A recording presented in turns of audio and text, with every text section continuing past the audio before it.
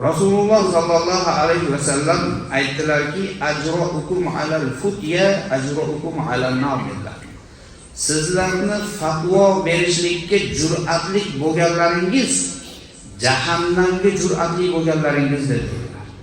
Ya'ni qo'rqmasdan-da, "Ya, bunaqa bo'ladi, bunaqa bo'ladi" deb gapirib yuradi, jur'at qiladi. Ana shu jur'at qilishlik bu o'ta yomon. Qachon jur'at qiladi?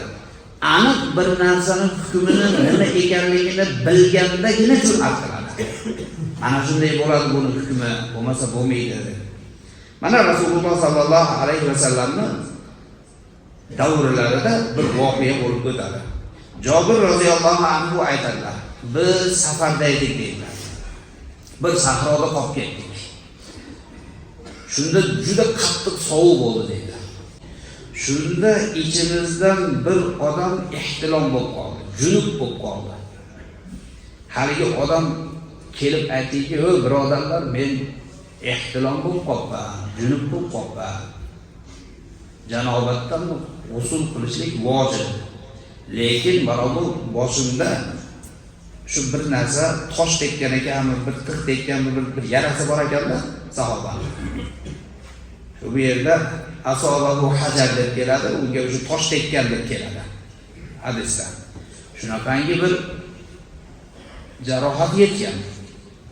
Haligi mana sizlarga tushunishlik uchun aytadigan bo'lsa, zarajaya bo'lib ketganda, zo'r yuribdi boshi og'rib. Endi buni ustiga mana ehtirom bo'lib qolgan. Endi nima qilaman deganda, "Yo'q, bu narsa" dedi.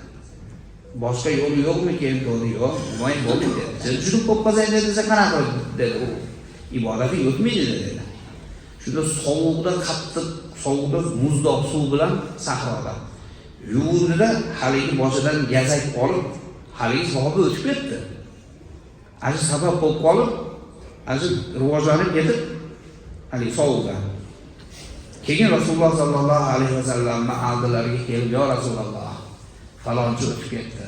Nima bo'ldi?" Dedi, "Shunaqa junub bo'lib qoldi. Buni bir yarasi bor ekan. Biz usul qilmasak bo'lmaydi" dedik, u usul qildi. Shundan o'sha gazak olib, o'sha yarasidan. Shundan o'tib ketib qoldi.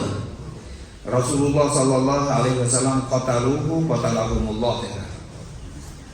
Uni o'ldirdilar va ularni ham Alloh o'ldirsin dedi. Aytdilarki, "Ala sa'alu illam ya'lamu" bilmasanglar bilganlardan so'ramaysizlarmi dedi. "Fa inna shifa'ul 'ayyi su'al" dedi.